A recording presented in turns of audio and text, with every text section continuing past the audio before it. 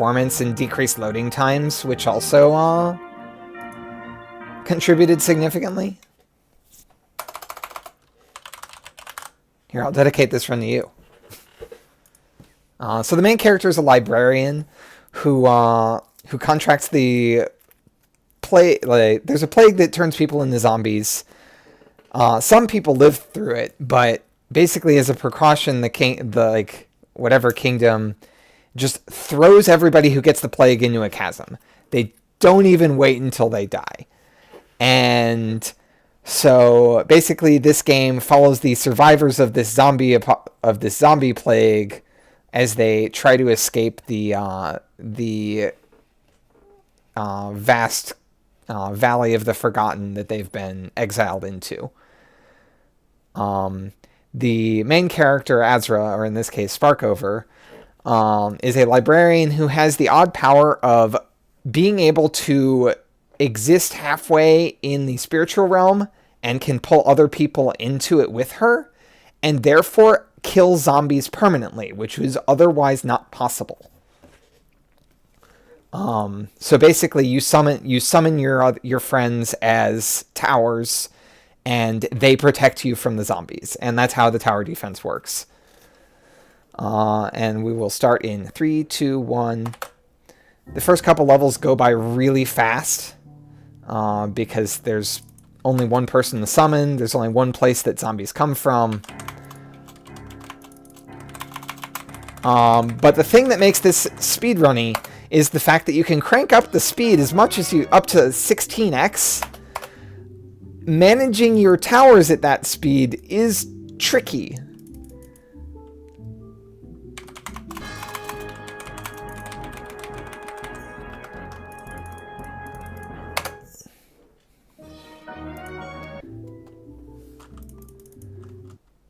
So I'm pulling out some old StarCraft skills at, like, clicking the mouse really quickly.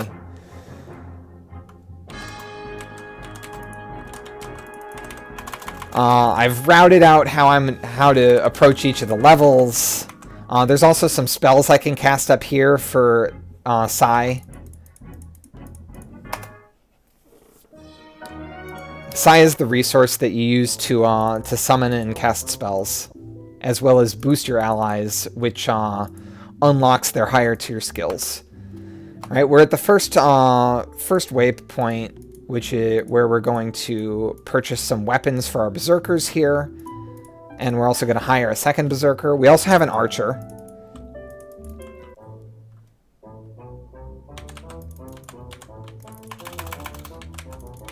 Archers actually have a minimum range as well as a max range.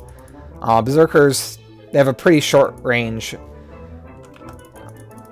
So the archers have to be kind of placed carefully so that their min range doesn't cause problems.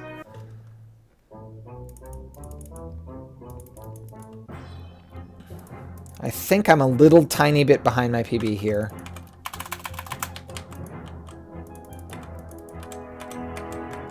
So we're going to boost him. When we boost him to level 2, he unlocks the double hit skill here. Likewise, when we boost Keta to level 2, she gets triple shot. They'll unlock more skills as they level up.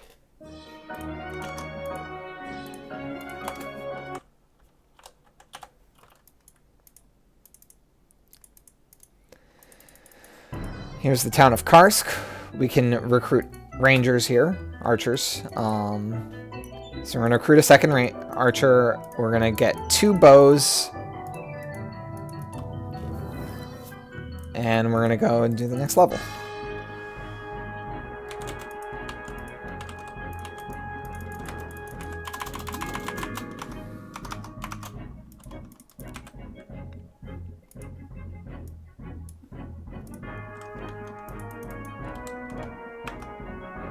We're actually going to throw some lightning in to assist on this last wave, just to make it clear it as quickly as possible.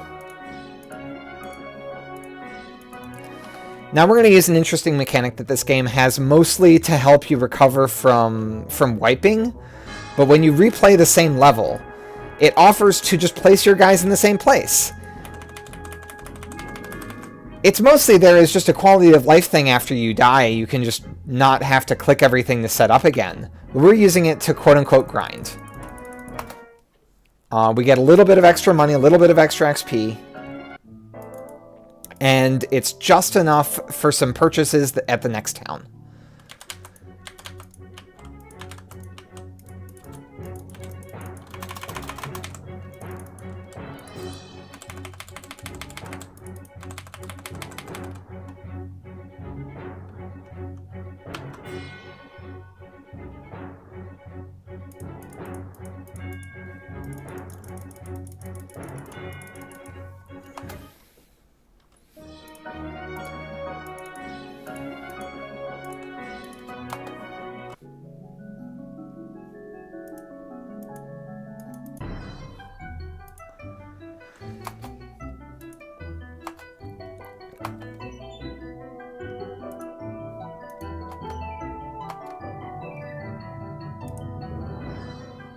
And we're going to buy a fancy bow.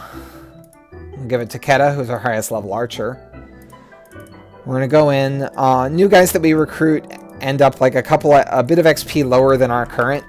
I'm not sure exactly how it works. I think they have like half the XP of your main character or something, which usually is in like 1 or 2 levels lower.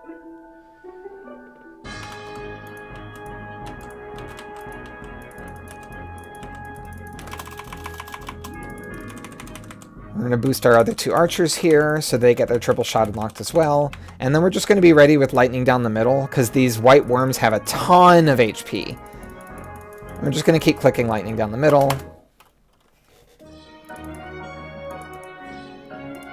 And that's just enough for Keta to get level 5, which gets her the skill Rapid Shot, where she shoots, I think, 5 times in one burst.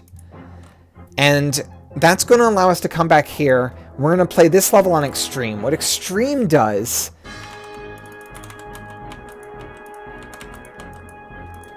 is it greatly increases the level of the enemies, increases the damage they do, and so forth. These other 2 archers only need to boost level 2. And what playing this level on Extreme does is it gets us an extra fancy Hunter-Warrior bow, which is completely overpowered for the point in the game that we're at.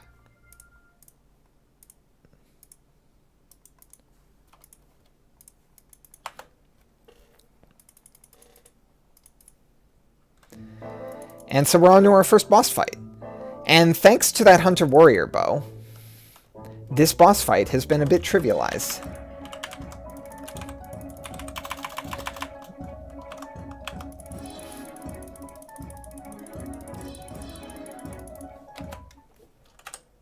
And there's that boss fight.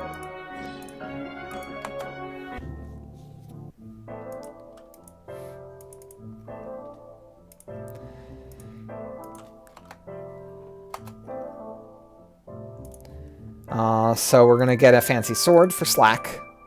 We're also going to recruit a second healer. And the reason is we need that second healer is because we're doing this level on Advanced without doing it on Normal.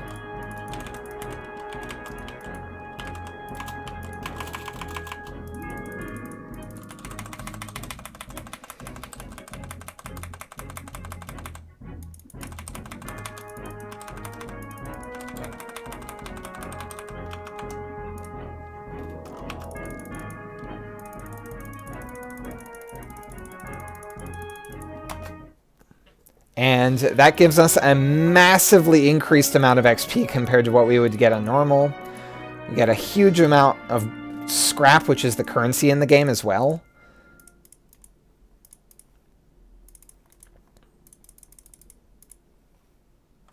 And here we reset our... You can spend some scrap as well to reset your skills. I put all my points in the Lightning, which is really good early game, and starts to drop off in the mid-game.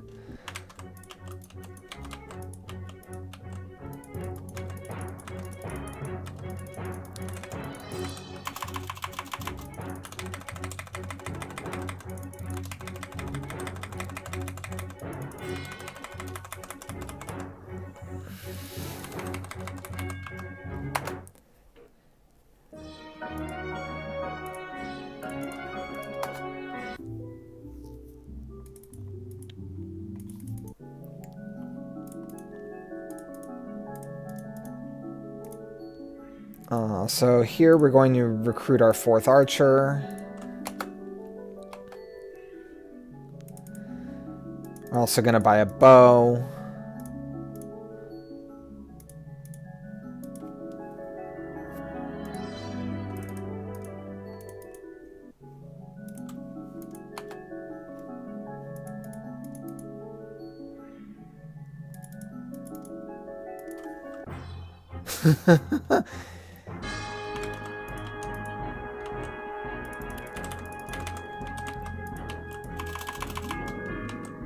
I never equipped anything on that. That might be a problem.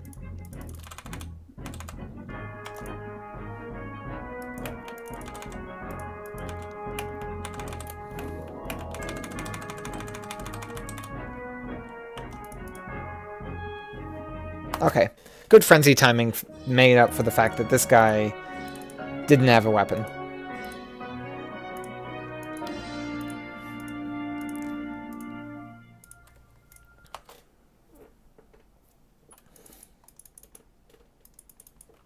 Some pretty rapid team assembling here, too. Oopsie. What happened?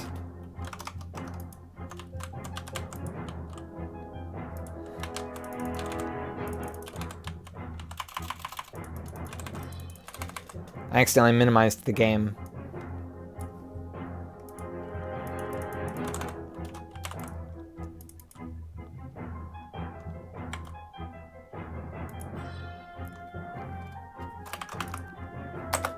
This level also introduces the concept of crystals.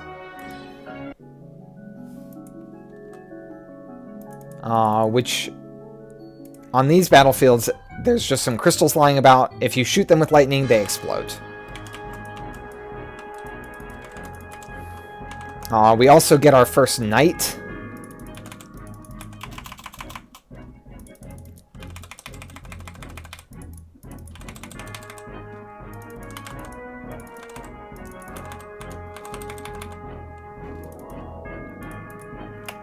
Oh, we forgot to mess with his AI.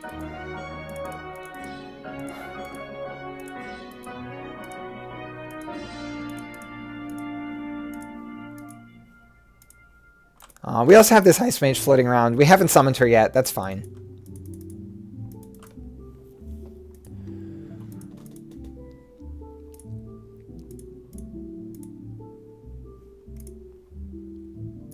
We're going to summon a second knight. The thing that knights are good for is they're very good against the armored enemies. Not only do they have...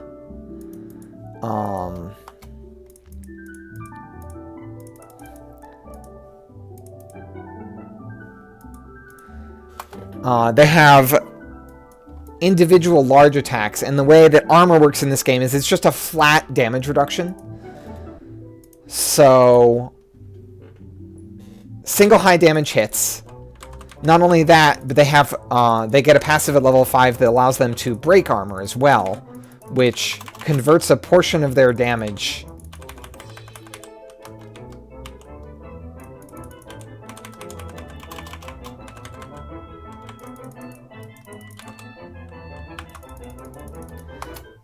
into permanently reduced armor for the target. And what we want to do with their AI is we want to tell them to target the strongest enemy rather than target the enemy that's closest to the end, which is the default. We're going to put a second point in crystal there, so crystals that we summon with the spell do a bit more damage. So we're doing a couple more of these... I would love to break the record again. I don't know if it's happening, but we'll see.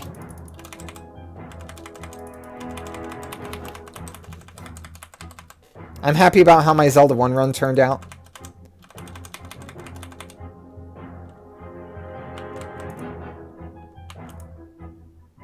I'll summon a bit of healing. Alright, so we just got a fancy staff and a fancy set of armor. We're going to put both of those on our Ice Mage.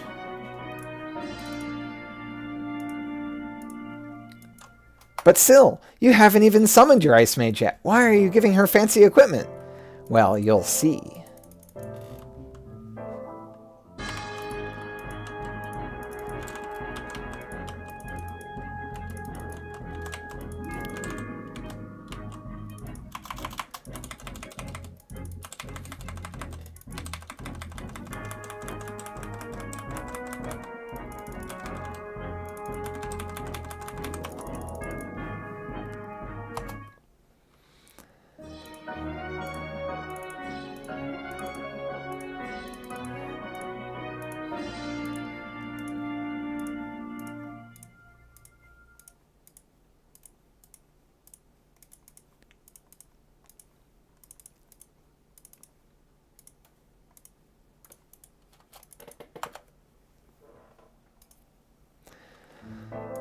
So that level gave us a fancy sword.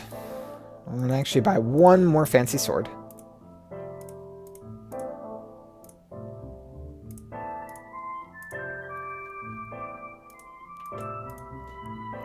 We're going to do another advanced level.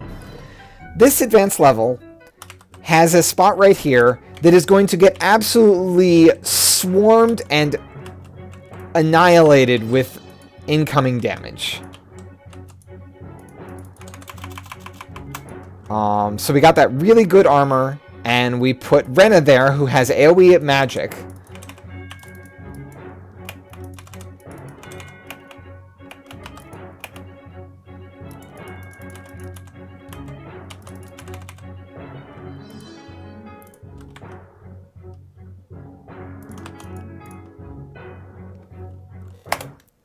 So that she can just soak everything and do a high amount of just AoE damage. Even though the AoE damage is pretty penalized compared to the all my single targeters, there's just so many guys in her range at that particular spot that it works out with this sleep.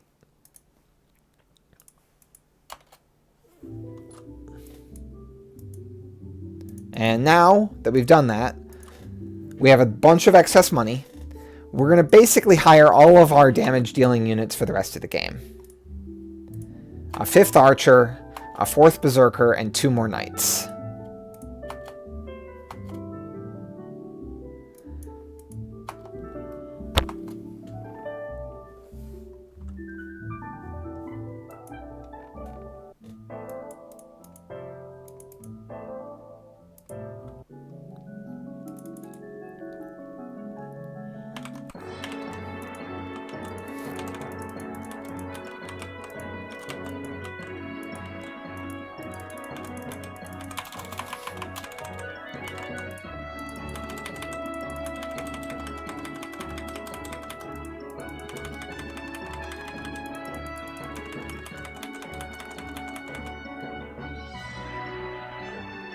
I do need to remember to move the armor.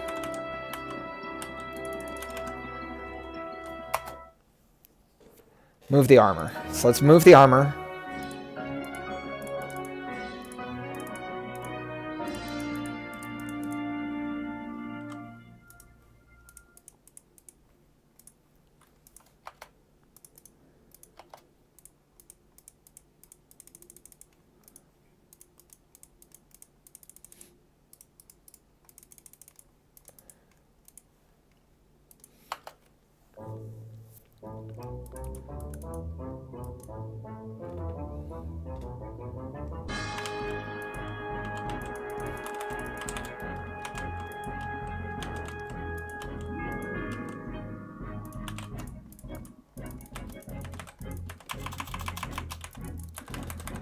Should have turboed that up a little sooner.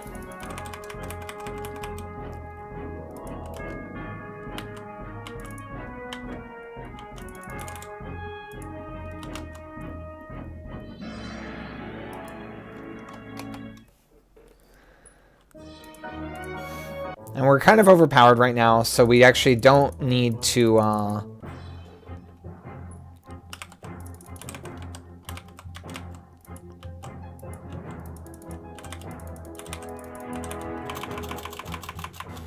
we don't need to stop and spend our points at the end of levels.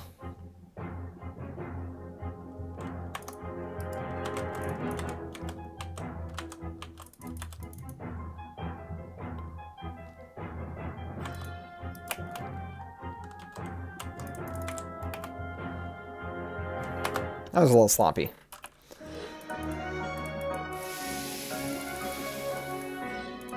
Although we are going to grab the extra range here. And we're going to... Every time a berserker hits level 10, they get a skill reset so that they can get those fancy passives, which are incredibly good.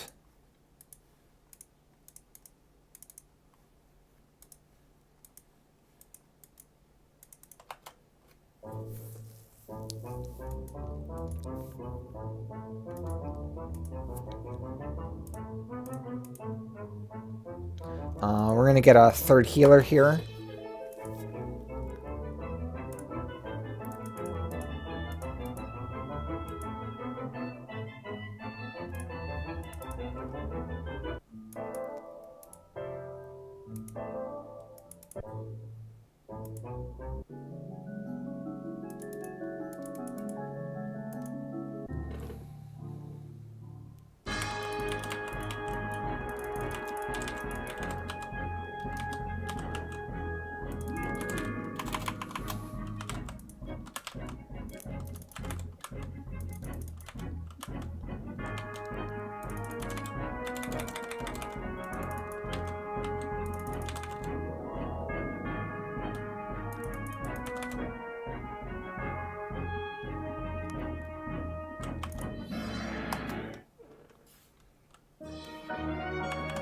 I've been forgetting to split. Alright, thank you, Sparkover. And have a good night.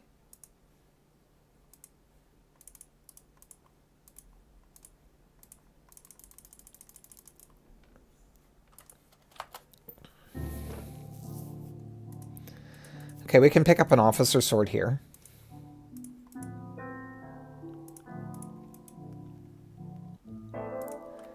We actually want to move over one of our other swords to...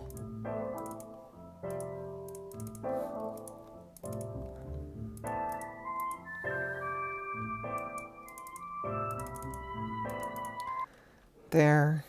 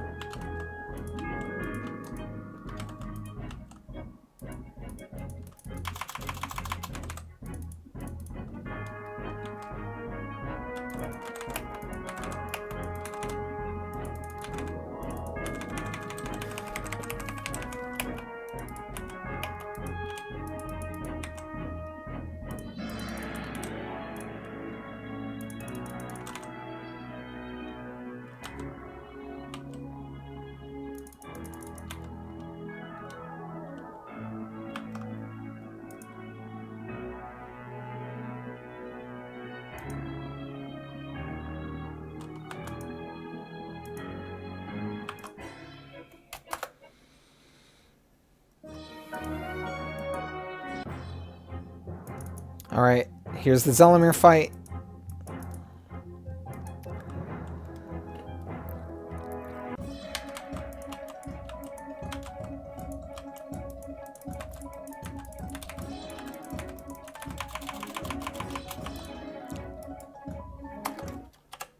Oh, we're ahead.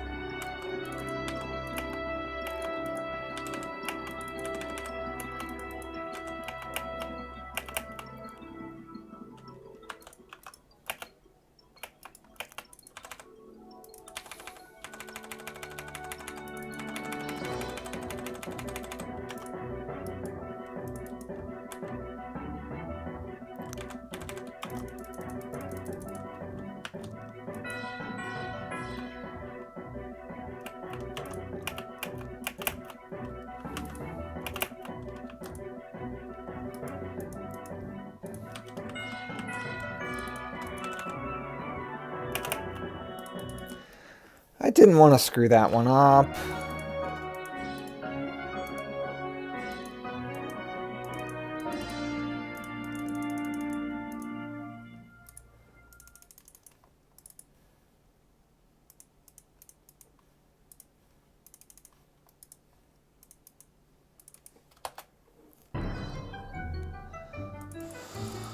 That's 1,000 scrap amount.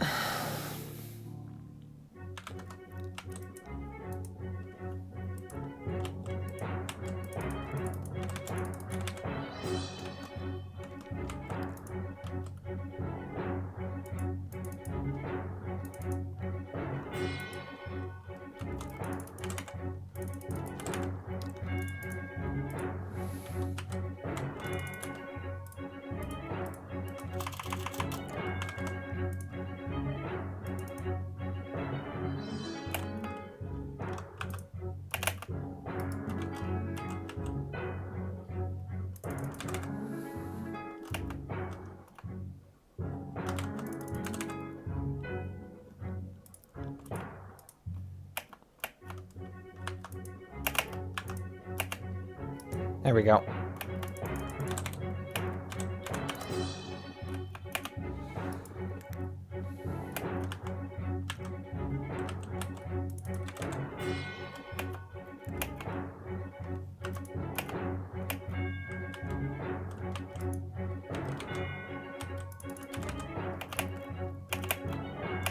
Dang it.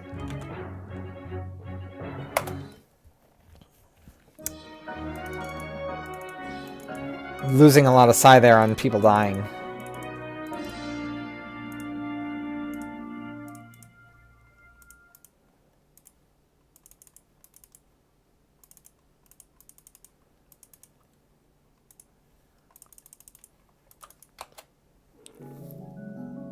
That could cost me.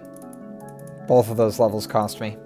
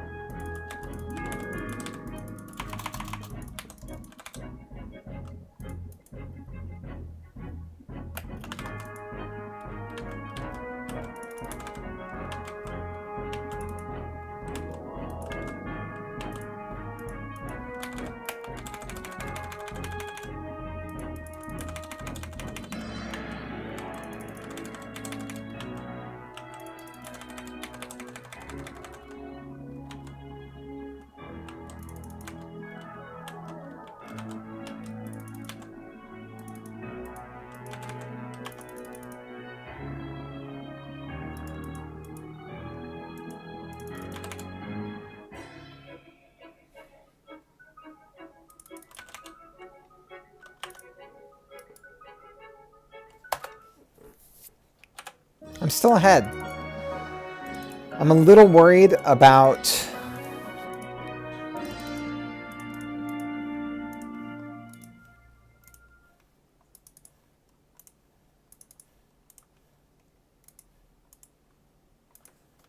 the missing XP and scrap from making those mistakes earlier, but I'm still ahead. In particular, this level is one that could punish me pretty hard for that. Actually, no, you don't get that sword. You get that sword. You get that sword. You get that sword.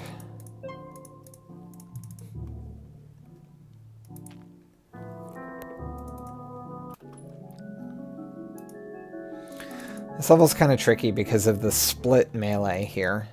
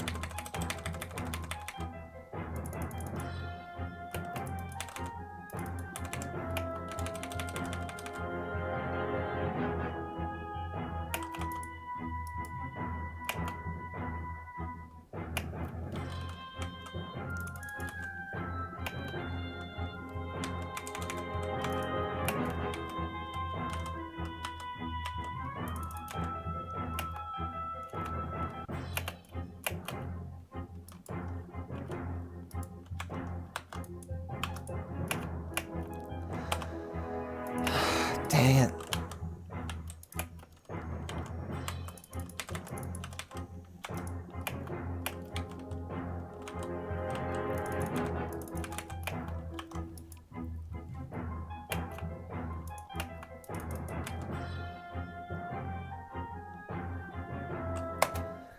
Injuries again.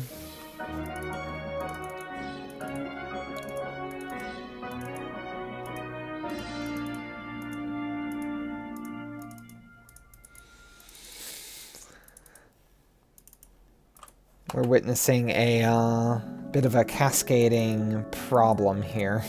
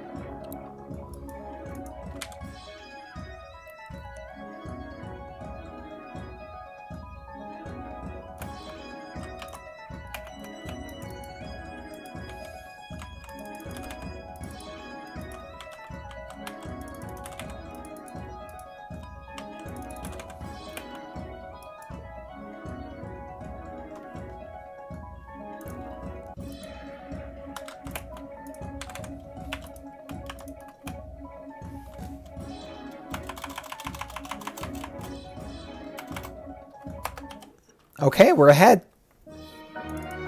I probably am going to need to squeeze in some extra XP or something, though. Because I'm missing a lot from failing 3 perfects.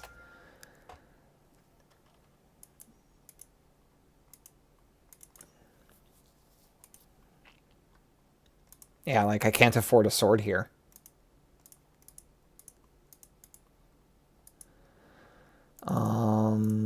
Let's try doing the Zell 2 trick with, missing that second Master Sword. I think it'll still work if I get the fireball timing correct.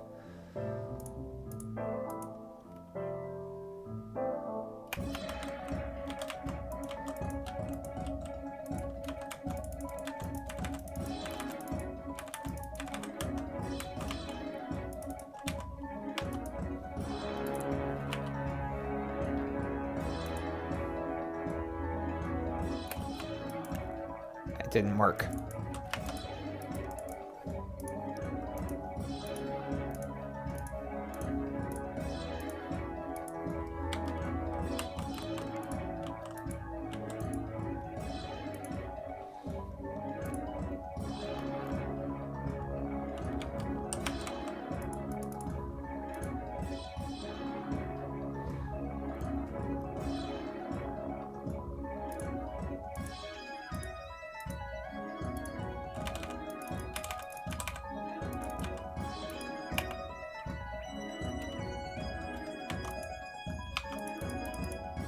Got it. Not pretty.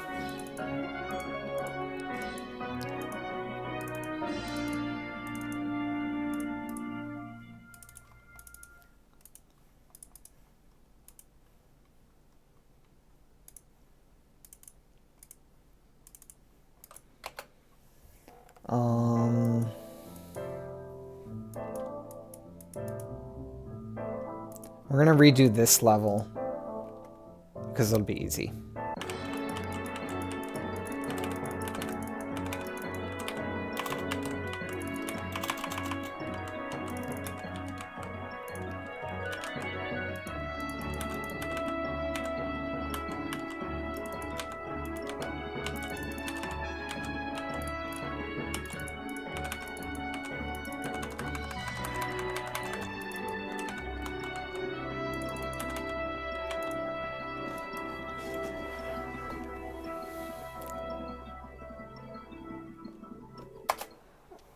And because we have the boost,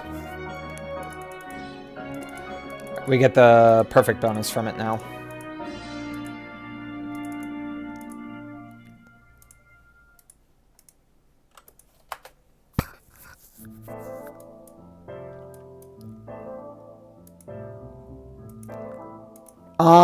It's a fraction of a second.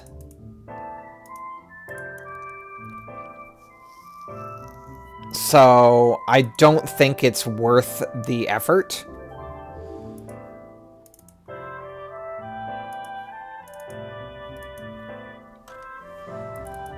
Because it's only about like 4 seconds in between waves on 1x. And when you crank that up to 16x,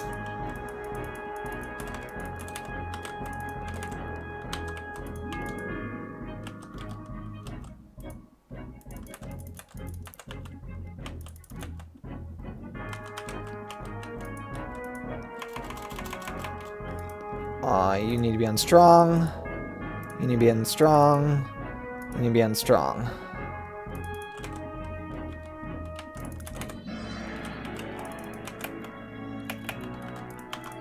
There we go.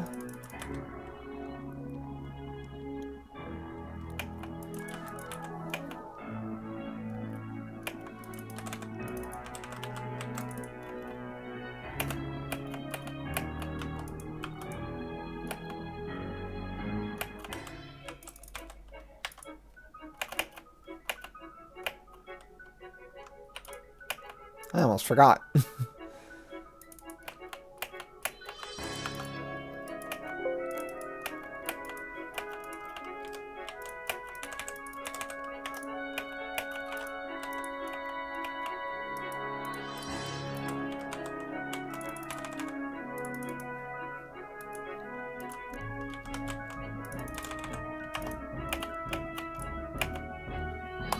Unharmed. Got the perfect.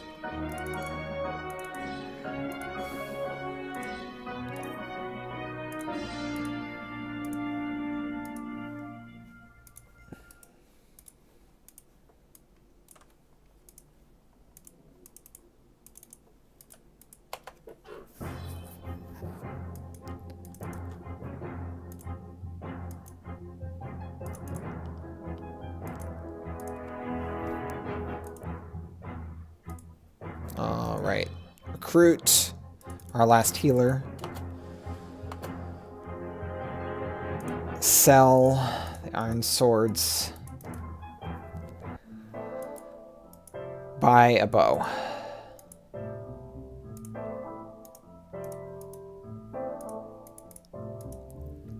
Re-equip a bow.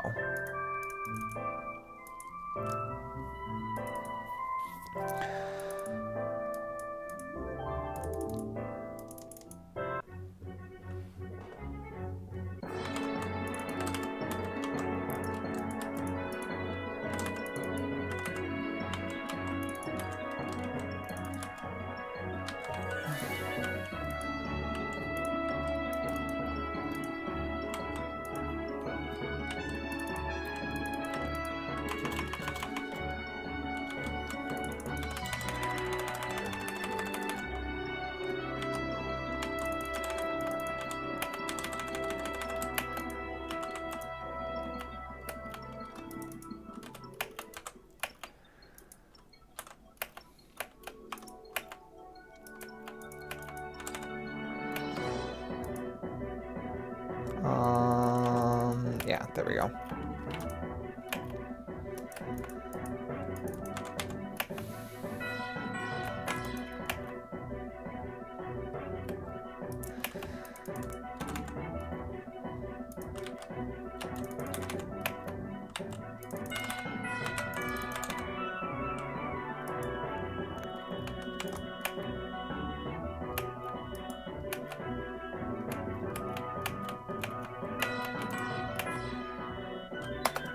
Got another unharmed on that. That's good.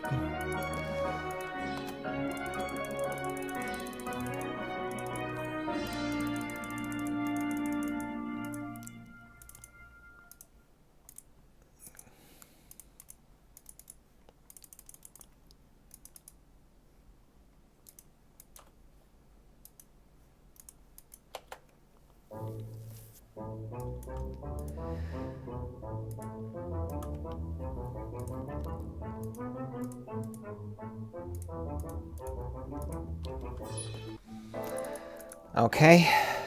We're using our new strategy for Zelemir 2.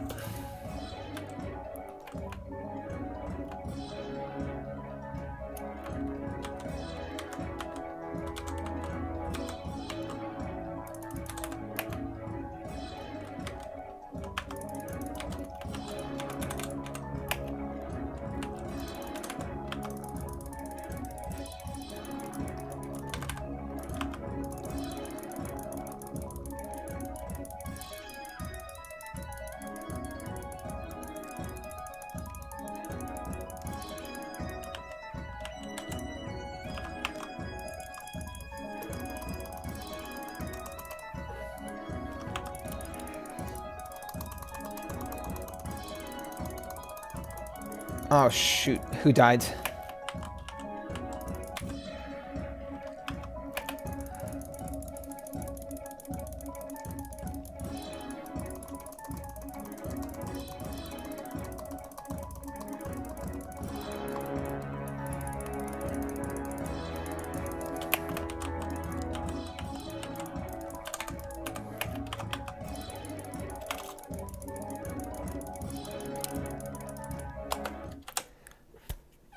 Oh, wow. I saved 0 time.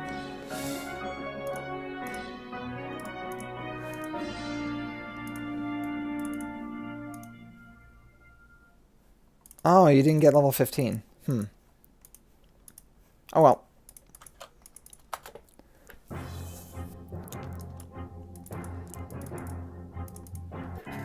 We're doing this without that last bow.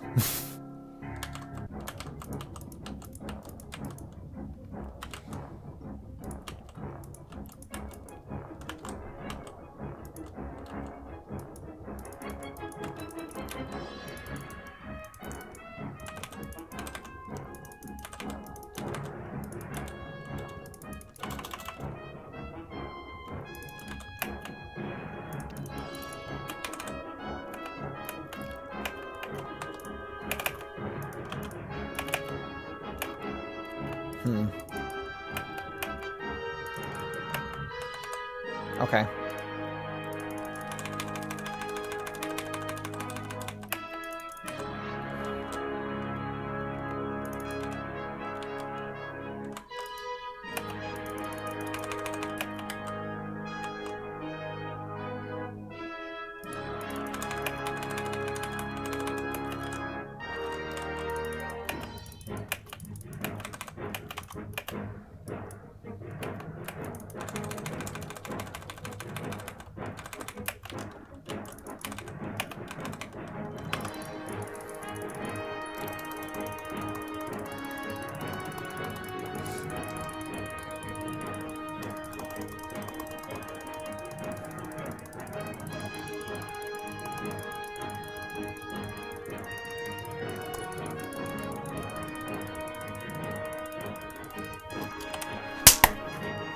Oh, I didn't quite get the sub 45.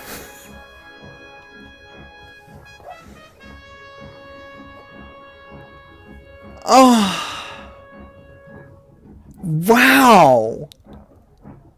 My endgame, like, that recovery from messing up those last couple levels worked really well. I actually used to play StarCraft 2 competitively. I was Masters for a while, back during Wings of Liberty. I've certainly thought about picking up the Terran Campaign Brutal difficulty as a speedrun. It's a pretty cool speedrun. It's got some really intense levels. And the other one I've thought of picking up was Warcraft 3 Human Campaign, which was done in AGDQ this year. It's also got some really cool tech, including the 30-minute auto-scroller level saying, screw it, I'm just going to wipe the entire undead forces off the map. And which ends the level early, despite it being an auto-scroller. And that involves tackling 2 level 10 hero bases. And it is hard. Like, you actually end up stacking, like, you collect a bunch of consumable items prior to that level, and then you put them down on the map, pick up other consumable items while you're doing the level, and so you get to use them all. So you end up going, even though you only have 6 inventory slots, you end up using about, I think, 9 items on that level. It's really cool.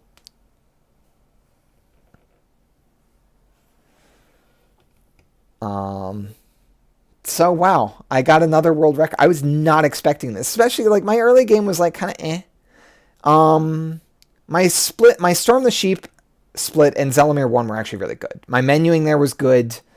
My like I wasn't excessively spending skill points after every level, which is like, you know, I probably spend like 10 seconds after a level if I'm spending skill points, but it's like, there's a bunch of levels there where you could just like, be like, I don't need to spend skill points. I'm overpowered right now because I just picked up a bunch of extreme level weapons. And did some normal skips going directly to advanced.